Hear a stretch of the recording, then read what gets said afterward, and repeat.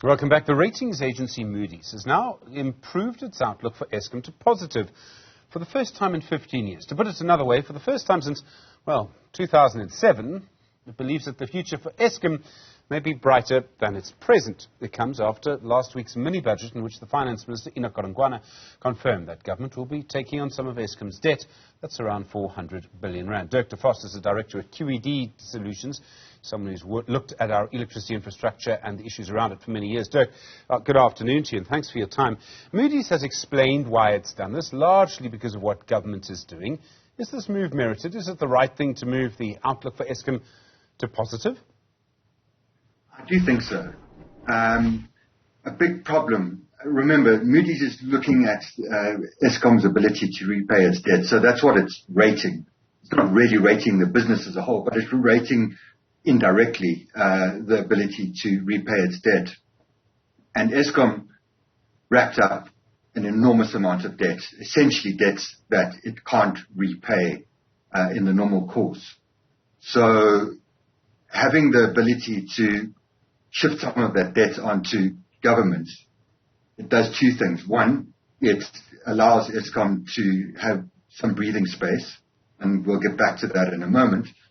But two, the total amount of debt that essentially South Africans through the government pay, or the interest charges, get reduced because the government has a better credit rating and therefore gets better terms, or should get better terms on the repayments of this debt.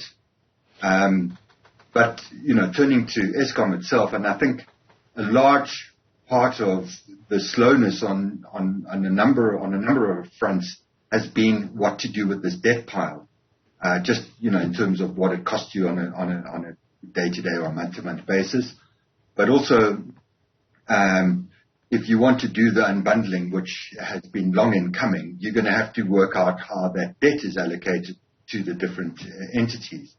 So there's some breathing space here, and I mean, I think, you know, all of us, for good and ill, have had times in our lives where we are a bit stressed with our own debt, and we make poor decisions often under those circumstances.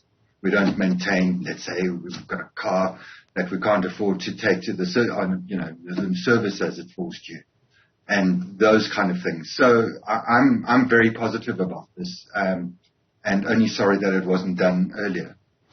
The situation at Eskom has been so complicated, and it's involved so much money and so many moving parts and so many people doing different things. It's a big organization for a start.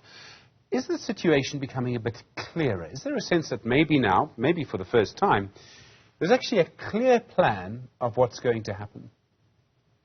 Look, I'm not privy to exactly what those plans are, but I do think there's a sense of the reality of the situation, which has been largely absent up to, let's say, 2018. And Eskom, in a sense, has looked into the abyss. And look, we are still facing enormous difficulties. But you can't have this debt pile over you and make progress, no matter how well crafted your plans are and so on. So being able to do the maintenance, being able to spend the money that needs to be spent, raise debt if necessary, additional debt, to do the things that need to be done, is going to allow for a flexibility, and hopefully that won't be misspent or unwisely spent, and I don't think it will be in the same way, but it certainly was in the past, and I'm hopeful that we don't sort of use this, or Eskom doesn't use the breathing space that is now being provided to do make poor decisions, poor expenditure decisions. So we've got this plan to deal with the debt in place. We've got the President's reforms, which he announced in July, about more freedom for the private sector to generate electricity, to sell electricity to other people. Do you get a sense that, you know, at some point now we're going to start to see the impact of all of this? That, in fact, Eskom is going to start to slowly improve, despite the fact we'll have load shedding again in an hour, that we are going to actually start to see something change? Or do you think it's too soon to actually say that?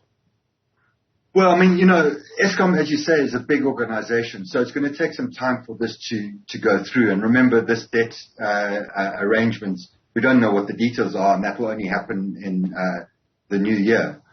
And so, therefore, from there, we get, potentially a change in some of the things. Now, the problems of Eskom are quite deep-seated, but you have to start somewhere. There's, that saying of how you eat an elephant. I'm not suggesting anybody does that, but, the idea is you do it one bite at a time. It is a big problem, but we have to start somewhere. And this is a very, very good start. We know that, as the Finance Minister put it, government will take on between 1/3 and 2/3 of Eskom's debt. So it's probably it's 400 billion rand, so your maths, I'm sure, is better than mine, but call it between 100 and 300 billion rand. Does the amount that government takes on matter, or is it just either way you're going to be doing the right thing? Look, one of the things that the government has done in the past is to put equity in, and we've seen quite a lot of that already happen. My concern is that if you don't do it fully enough, and you are essentially just kind of taking the edges off, I don't think 1/3 is going to be enough. I think that it has to be more than that, because otherwise, in a sense, what you're doing is you sort of just giving it breathing space to barely continue as it has been, rather than to actually turn things around. I'm hoping that if Eskom has the right plans and has a proper structured plan on how they would use the space, that it needs to be done in the fullest way possible. I'm mindful, of course, that, this debt hasn't gone away. It's not that it's gone away. It's basically come to the taxpayers. But we all use electricity. It's owned by the state. We are saving quite a bit of money just by moving it onto a better balance sheet. And with the reduction of debt on the South African balance sheet, this makes sense.